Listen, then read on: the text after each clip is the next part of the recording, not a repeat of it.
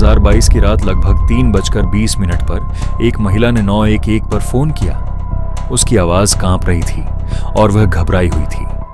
उसने बताया कि उसके पति सांस नहीं ले रहे हैं। कुछ ही देर बाद पुलिस उसके घर पहुंची, लेकिन वहां पहुंचते ही उन्हें महसूस हुआ कि कुछ ठीक नहीं है। बिस्तर पर एक व्यक्ति निश्चल पड़ा हुआ था। उसका नाम एरिक रिचिन्स था और उसके पास बैठी रो रही महिला उसकी पत्नी कोरी रिचिन्स थी। पहली नजर में यह एक दुखद लेकिन सामान्य मौत लग रही थी, मानो एरिक की मृत्यु प्राकृतिक कारणों से हुई हो। लेकिन जांच अधिकारियों को जल्द ही एक ऐसा सच पता चलने वाला था जिसने पूरे मामले की दिशा बदल दी। ये कोई अचानक हुई मौत नहीं थी, बल्कि एक ऐसी घटना थी जिसकी योजना पहले से बनाई गई थी। और जिसने मदद के लिए फोन किया था, शायद उसे पहले से पता था कि अब बहुत देर हो चुकी है। उस रात कोरी ने एरिक के लिए एक ड्रिंक तैयार की थी। यह एक मॉस्को म्यूल थी, एक बिल्कुल साधारण ड्रिंक जिस पर कोई भी व्यक्ति बिना किसी शक के भरोसा कर ले। लेकिन इस बार उस ड्रिंक में कुछ ऐसा मिला हुआ था जो दिखाई नहीं देता था, फिर भी बेहद खतरनाक था। बाद में सरकारी वकीलों ने बताया कि उस ड्रिंक में फेंटेनिल मिलाया गया था। फेंटेनिल एक ऐसी शक्तिशाली दवा है जिसकी बहुत छोटी मात्रा भी किसी इंसान की जान ले सकती है। एरिक ने वह ड्रिंक पी, फिर सोने चला गया और कभी नहीं जागा।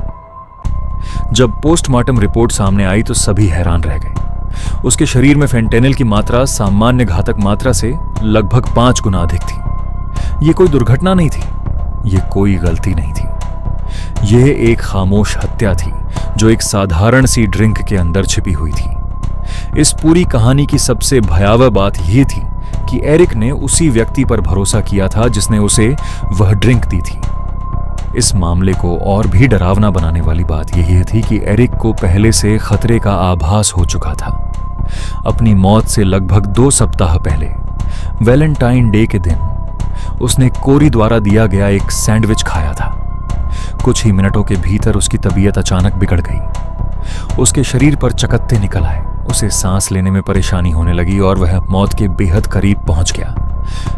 एरिक की जान केवल इसलिए बच सकी क्योंकि उसने समय रहते अपने बेटे का एपिपेन इस्तेमाल कर लिया था। लेकिन उस घटना के बाद उसके मन में एक गहरा संदेह पैदा हो गया। बताया जाता है कि उसने अपने करीबी लोगों से कहा था कि उसे लगता है उसकी अपनी पत्नी उसे जहर देने की कोशिश कर रही है।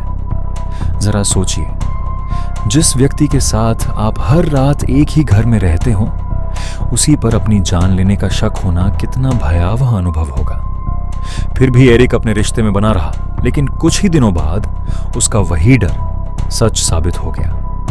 जैसे जैसे जांच आगे बढ़ी, कोरी की जिंदगी से जुड़े कई ऐसे तथ्य सामने आने लगे जिन्होंने पूरे मामले को और भी संदिग्ध बना दिया। जांच में पता चला कि कोरी भारी आर्थिक दबाव में थी। रियल एस्टेट से जुड़े कई सौदों के कारण वह कर्ज में डूबी हुई थी और कई वित्तीय फैसले उसने अपने पति से छिपा कर लिए थे। इसी दौरान उसके किसी अन्य व्यक्ति के साथ संबंध होने की भी बात सामने आई। वह अपनी शादी से बाहर निकलकर एक नई जिंदगी शुरू करना चाहती थी, लेकिन उसके रास्ते में एक बड़ी रुकावट थी, उसका पति एरिक। सरकारी वकीलों का मानना था कि एरिक की मौत उसकी लगभग सभी समस्याओं का समाधान बन सकती थी। इससे उसकी आर्थिक परेशानियां खत्म हो सकती थीं और उसे वह आजादी मिल सकती थी जिसकी वह तलाश कर रही थी। जब पैसा, दबाव और इच्छाएं एक साथ मिल जाते हैं, तब कुछ लोग ऐसी सीमाएं पार कर जाते हैं जिनकी कल्पना करना भी मुश्किल होता है। इसी बीच एरिक को यह महसूस होने लगा था कि कुछ ठीक नहीं चल रहा है। उसने घर के वित्तीय मामलों में कई अनियमितताएं देखीं और इस बारे में कोरी से सवाल किए। जो बातें उसके सामने आईं, उन्होंने उसका भरोसा पूरी तरह तोड़ दिया। उसने अपनी पत्नी को जीवन बीमा योजनाओं से हटा दिया और अपनी संपत्ति तक उसकी पहुंच भी सीमित कर दी। उसी क्षण से हालात बदल गए। अगर एरिक जीवित रहता तो कोरी को कुछ हासिल नहीं होता, लेकिन अगर वह नहीं रहता तो परिस्थितियां बिल्कुल अलग हो सकती थीं। एक तनावपूर्ण वैवाहिक संबंध अब कहीं अधिक खतरनाक दिशा में बढ़ चुका था। यह केवल भावनाओं का मामला नहीं रह गया था, बल्कि इसमें नियंत्रण, पैसा और स्वार्थ भी शामिल हो चुके थे।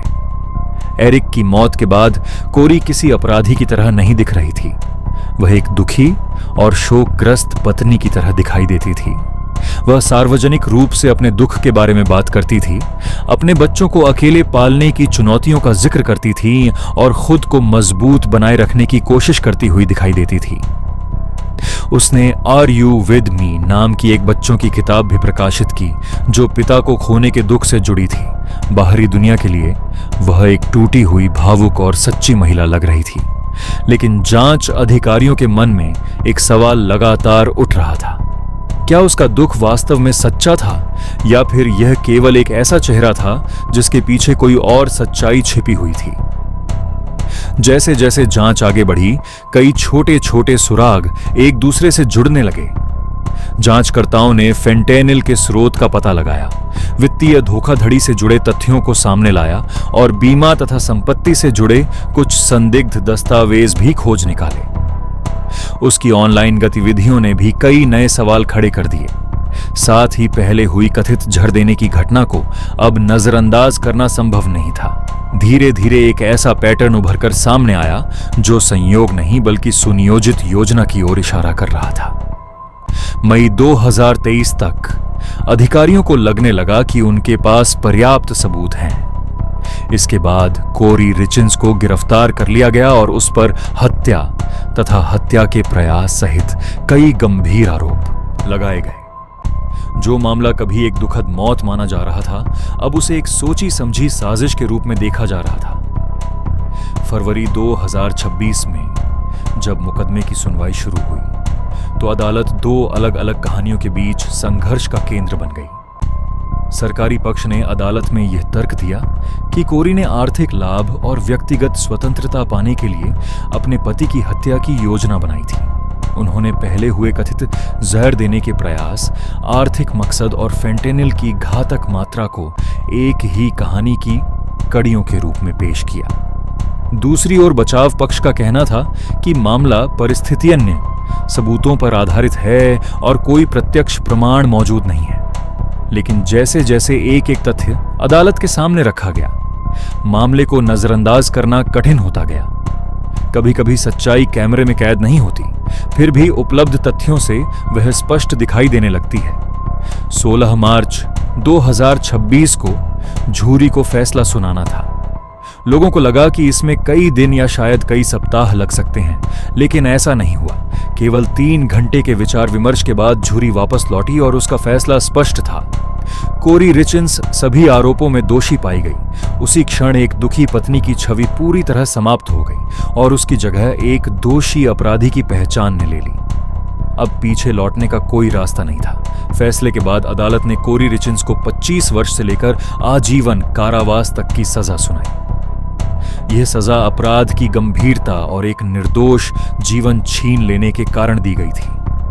जो महिला कभी कैमरों के सामने एक दुखी पत्नी के रूप में दिखाई देती थी, अब उसे अपनी जिंदगी का लंबा समय जेल की सलाखों के पीछे बिताना था। लेकिन इस कहानी का सबसे भयावह हिस्सा इसका अंत नहीं है। सबसे डरावनी बात यह है कि एरिक को पहले से महसूस होने लगा था कि कुछ गलत हो रहा है।